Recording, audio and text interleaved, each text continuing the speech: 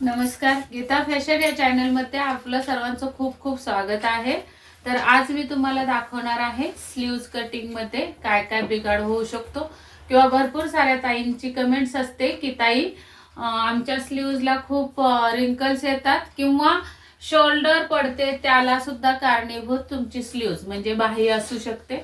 तर बाहीच्या कटिंग मध्ये तुम्हाला मुंडा कसा घ्यायचा आहे किंवा बायसेप कसा घ्यायचा आहे हे सगळं तुम्हाला मी आज दाखवणार आहे। आणि असं जर तुम्ही घेत असाल तर ठीकच, नसेल घेत तर मग या पद्धतीने तुम्ही कटिंग करून बघा, बाही एकदम परफेक्ट येणार।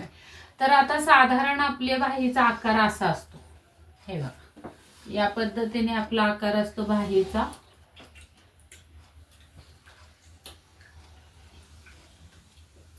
अशा पद्धतीने बाहीचा आकार असतो।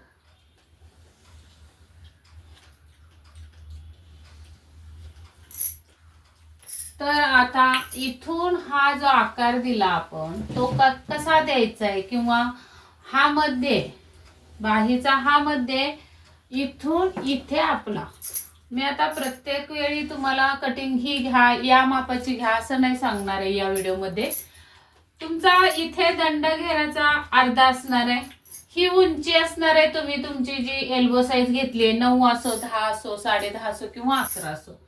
आता इथे मात्र तुम्हाला या मध्यापासून इथे तिरकस, आता इथे म्हणजे कुठं घ्यायचंय तर इथून स्ट्रेट तुम्हाला बायसेपचं माप टाकायचंय। बायसेपचं माप इथं असतं, बायसेप किती असेल त्याचा अर्धा करायचा आहे।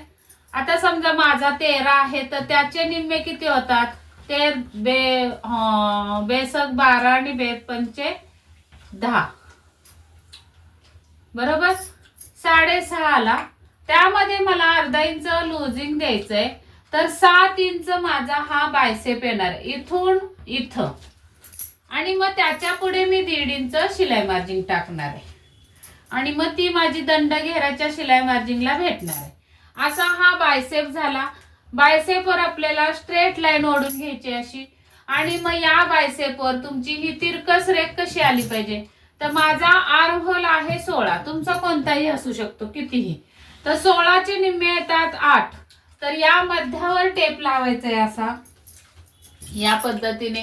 आणि ही जी रेग आपली स्ट्रेट आलेली या रेगेवर 8 कुठे बसतात ते बघायचंय। आता इथं मी मोजून मापून घेतलेलं नाही बाही, तर साधारण समजा 8 आता इथं बसले तर मग इथे येणार आहे। या पद्धतीने तुमचा हा क्रॉस येणार आहे।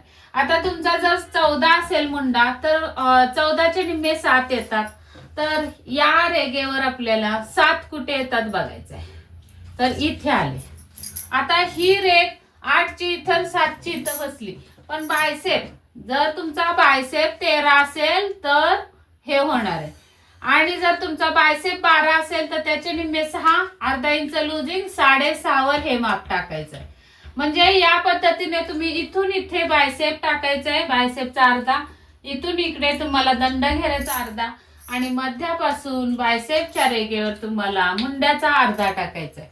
हे झालं। आता या तिरक्या रेषेवर तुम्हाला मुंड्याचा आकार द्यायचा आहे, तर मुंड्याचा आकार या तिरक्या रेषेचा मध्य काढायचा आणि त्याच्यावर तुम्हाला अर्ध्या इंचावर खून करायचे, इथून स्ट्रेट 1.5 इंचावर एक खून करायची अशी, म्हणजे हा डबल फोल्ड असणार आहे आपला 1.5 इंच, आणि मग या 1.5 इंचावरून या अर्ध्या इंचावर येऊन आपल्याला हा आकार द्यायचा।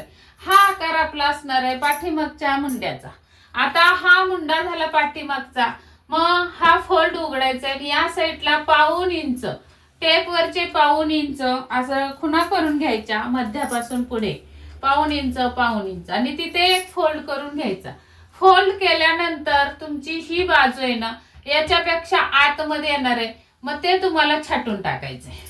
जे एक्स्ट्रा दिसणार आहे ना मुंडा हा तो छाटून टाकायचा आहे। नंतर परत तुम्ही उघडलीत नाही ही बाही की तुमची ही बाही इथून आतून छाटलेली असणार आहे आणि ही बाही बाहेरून, म्हणजे या बाजूचा बाहेरून मुंडा येणार आहे, या बाजूचा आतून मुंडा येणार आहे, कारण आपण हे 1.5 इंच इकडे वजा केले त्यामुळे 1.5 इंचाचा गॅप पडणार आहे इथं कटिंगला, तो असणार आहे खाचा आपला पुढच्या भागाचा मुंडा। तर या पद्धतीने मुंड्याला आकार देणं किती सोपं झालंय बघा बरं। आणि जर या फळ्यावरच्या बोर्डवरच्या आकृतीत समजलं नसेल तर नक्की तुम्ही माझी व्हिडिओ बघा, जे पेपर कटिंग दाखवले किंवा मी डायरेक्ट कपड्यावर बाही कटिंग करते ते व्हिडिओ बघा, म्हणजे तुमच्या सगळं लक्षात येईल.